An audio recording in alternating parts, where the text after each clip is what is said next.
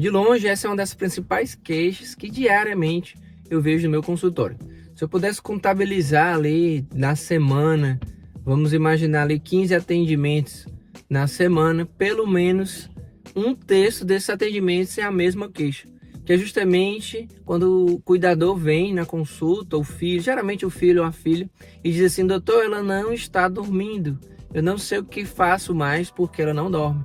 No final do dia parece que acontece algo diferente, ou então assim, ela nem dorme de noite, nem dorme de dia. É uma agitação sem tamanho, muitas vezes querendo só ficar caminhando dentro de casa, mexendo em tudo, querendo abrir a porta.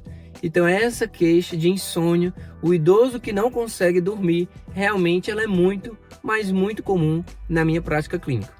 E como todos os dias isso aparece, eu posso comentar inclusive com o paciente de ontem, que a gente tem essa queixa no discurso da filha, que é cuidadora não só da mãe, mas também do pai, ela é responsável pelos dois. E o contexto dela talvez não seja diferente do seu contexto, onde ali aquela filha que tem entre 50 e 60 anos de idade, ela é cuidadora dos dois pais, mas também ela é casada, ela tem filho. Então assim, existe todo um contexto por detrás de tudo isso, que talvez seja muito semelhante com o seu. Mas como essa queixa ela é muito frequente e a gente consegue conversar muitas vezes a respeito do que pode ser essa questão, do que hoje talvez não tenha sido ainda diagnosticado, entendido, principalmente dentro do contexto familiar, que a gente vai entendendo e vai compreendendo e amadurecendo essas ideias, que é o que eu quero compartilhar com você, porque existem alguns pontos fundamentais que precisam sempre ser revisados quando uma pessoa chega com essa informação: doutor, ela não dorme. Doutor, não sei o que é isso, é toda hora se levantando para ir ao banheiro, é toda hora querendo já tomar o café da manhã, ainda são 2 da manhã, é 3 horas da madrugada e já disse que está de dia, é uma desorientação sem fim. Então toda vida que o idoso tem essa alteração de comportamento, principalmente noturno, que gera uma condição que ele não dorme e que gera também muita angústia no cuidador, que vem para a consulta principalmente com essa queixa, esquece até de tantas outras coisas que queria falar, porque quer resolver por primeiro isso. Doutor, se resolver isso eu já fico muito feliz, que é a questão do sono, que eu consigo compartilhar com você aquilo que hoje eu entendo que são fundamentais pontos que a gente consegue observar e revisar sempre durante as consultas, porque muitas vezes as pessoas também têm uma questão de pensamento errôneo, um pensamento muito simplório, achando que se uma medicação for introduzida, ou se o paciente tomar aquela medicação que o vizinho tomou e resolveu, por exemplo, que o pai dela ou a mãe também vai passar a dormir noites de sono tranquilo. E não é bem assim, porque muitas vezes não depende somente de uma medicação, mas de você conseguir olhar para todo o contexto que hoje o idoso vive. Bem, se você não me conhece, eu sou o Dr. Milton Botelho, pós-graduado em geriatria, e há mais de 13 anos eu tenho ajudado inúmeras famílias a ter um olhar diferenciado sobre o cuidado, a conseguir perceber que a gente pode fazer de uma forma diferente, deixando mais leve essa jornada, principalmente quando a gente fala de sono, de dificuldade de dormir, porque o idoso ele apresenta assim, muitas vezes essa queixa, e não só o idoso, mas principalmente a família que vem ali com aquela angústia, aquele desejo de transformar essa realidade, e é bem possível. Então assim, quando a gente fala sobre essa alteração de comportamento, que ela é mais no final do dia, e muitas vezes ela começa ali no final da tarde, a gente consegue perceber que existe meio que uma forma padrão de acontecer. Claro que existe também ali as individualidades do contexto familiar de cada um, mas existe um padrão que se repete dentro da realidade de cada um. Então assim, o que é que eu preciso compartilhar com você? Presta muita atenção, porque aqui dentro desse compartilhamento de informação, eu consigo colocar para você aquilo que você hoje vai olhar para dentro da sua casa, da sua realidade, e talvez vai conseguir transformar a partir de orientações simples, ou então de uma ideia simples, que talvez você não abriu a mente ainda para poder perceber, não percebeu essa dinâmica aí na sua casa. Então o primeiro ponto muito importante que eu preciso compartilhar com você é a respeito do ambiente. Não adianta nada a pessoa vir para a consulta, querer uma medicação, por exemplo, achando que é um remédio que vai fazer o idoso dormir, mas o ambiente ele não está sendo preparado para o sono. Porque a ideia é a gente sempre olhar no final do dia, para o sono chegar, o que é que precisa acontecer? Eu preciso me sentir no ambiente acolhedor. O ambiente ele precisa como me abraçar para poder chegar no meu cantinho, que seja aconchegante, que tenha uma temperatura adequada, que seja sem luz, que seja realmente escuro, para poder, quando eu fechar os meus olhos, não ter estímulo luminoso, que seja um ambiente sem barulho, para poder eu conseguir dormir. E muitas vezes o que acontece, olha só, o idoso ele nem tem um quarto. Aconteceu de o idoso estar morando agora na casa de uma das filhas, por exemplo, olha só como é que acontece na prática. E aí não tem um quarto para ele, ele está dormindo na sala. Como que um idoso que tem uma cama, uma rede ali na sala, vai conseguir dormir adequadamente se sempre tem alguém que transita ali na sala, alguém que vai ali na cozinha, acende a luz, abre a porta da geladeira, tá me entendendo? Então assim, observar esses pequenos detalhes que as pessoas não contam muitas vezes, achando que se tomar um remédio, pronto, independente se está no quarto, se está na sala, se está numa varanda, o idoso ele tem que dormir. E não é bem assim. O ambiente ele precisa estar preparado e de forma adequada para poder acolher a pessoa e ela conseguir dormir. Essa informação, inclusive, ela vai sendo sedimentada, ela vai ficando no automático na nossa cabeça quando a gente repete muitas vezes esse mesmo processo do final do dia, que aí entra justamente no que eu chamo de falta de rotina. Muitas pessoas não têm uma rotina, é uma bagunça. Todos os dias a pessoa vai no horário diferente para a cama, todos os dias tem alguma coisa diferente dentro da rotina, e aí dessa forma o organismo ele não consegue sedimentar ou se organizar para gerar já ali uma coisa meio que automática. Ah, aconteceu isso, o próximo passo é esse, o terceiro é esse, e depois eu vou para a cama e vou dormir. Quando a gente institui uma rotina com poucos passos, mas que ele se repete dia após dia, e aí quando você consegue fazer isso na quase totalidade dos dias, dos 7 dias da semana, por exemplo, isso vai ajudar e muito a rotina do sono, vai ajudar e muito para o sono chegar. Imagina só uma pessoa que 2 vezes na semana tem um neto que mora ali dentro dessa casa, como eu acabei de contextualizar, a filha que cuida do pai e da mãe, que é casada e que também tem filho, mas tem 2 vezes na semana que ele chega mais tarde da faculdade, quando chega ele não respeita o horário que o avô já está dormindo, a avó, e aí faz barulho, por exemplo.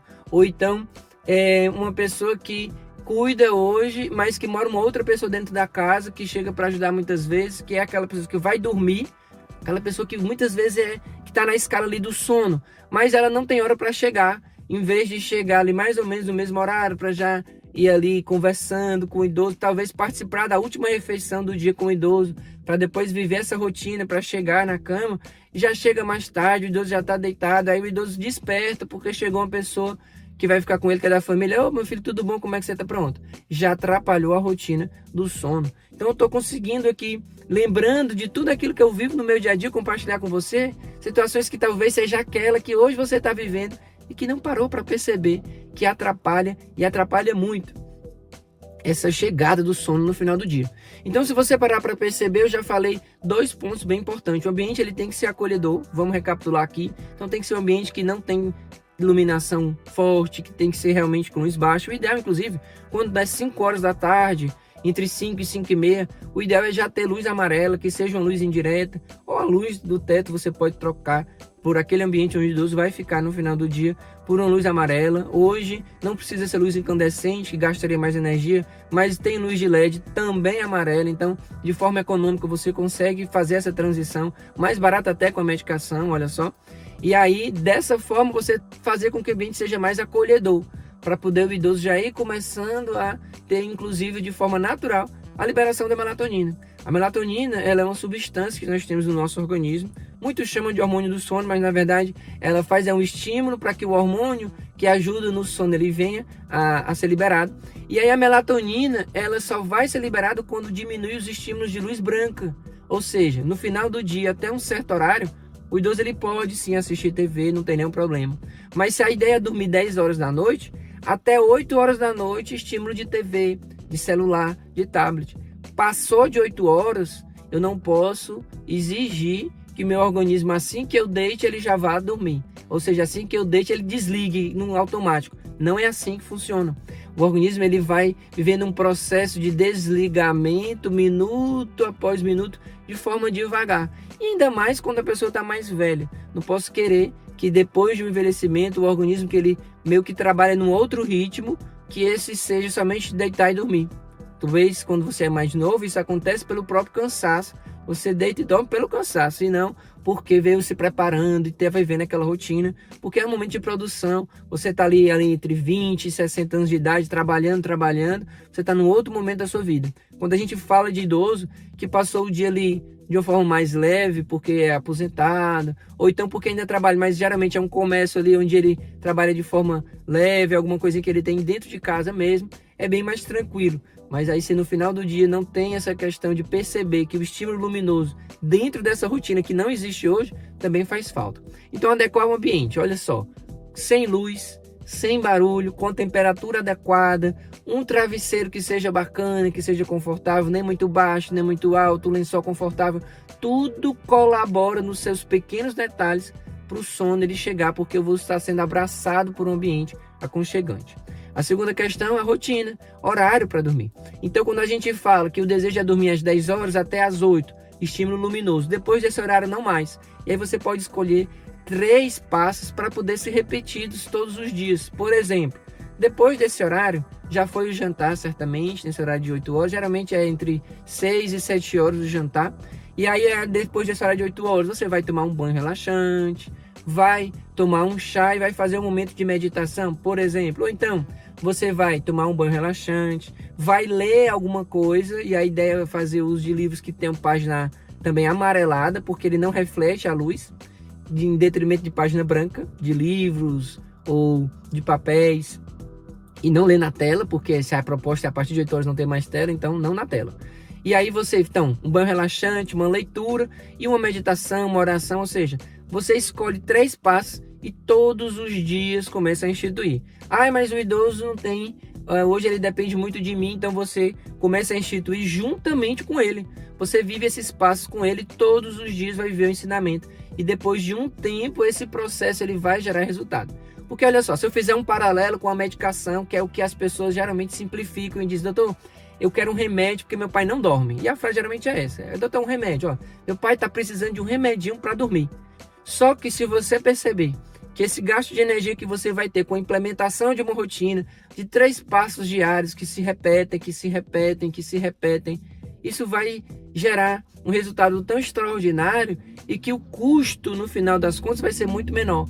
Não só custo financeiro, mas também um custo do próprio organismo, porque toda medicação, independente de qual seja, pode até ser segura, mas ela tem interação com outras medicações que o idoso faz uso, e hoje muitos idosos tomam remédio para pressão, para diabetes, muitas vezes alguma medicação para o estômago, alguma medicação para tireoide, medicação para o colesterol, e eu dizer que não existe de forma nenhuma interação, eu estaria mentindo. Existe sim interação, existe às vezes uma competição, vamos falar assim para ficar bem entendido, entre uma medicação e outra, para quem vai ser absorvido primeiro. Aquele mesmo local do fígado onde aquelas 2 medicações, elas sofrem um processo que a gente chama de metabolização, ou seja, onde ela é absorvida, transformada e o efeito dela passa a acontecer quando pelo sangue ela é espalhada. Então assim, existe alguns efeitos e alguns comprometimentos, vamos dizer assim, algum ônus também da medicação. E você passar a viver uma rotina, passar a ter ali com mais clareza o entendimento que se você fizer esse passo, o segundo e o terceiro todos os dias, ou na grande maioria dos dias da semana, e você vai ver um grande resultado. Porque de forma inconsciente o organismo ele já vai se preparando sempre e vai ficando no automático. Quando eu tomo um banho, eu tomo um chá e faço aquela reflexão, eu já sei que logo na seguida eu vou para a cama. Quando eu tomo um banho, quando eu leio alguma coisa ali e aí depois eu faço o meu momento de oração, eu sei que na sequência vai vir a cama. Então tudo isso é importante. E o terceiro ponto, que é muito importante, que eu preciso chamar a atenção, é justamente quando não existe revisão de medicação. Muitas pessoas tomam várias medicações. Quando a gente fala de 3, 4 ou mais medicações, a gente já chama que o paciente ele é polimedicado, ele vive o que a gente chama de polifarmácia.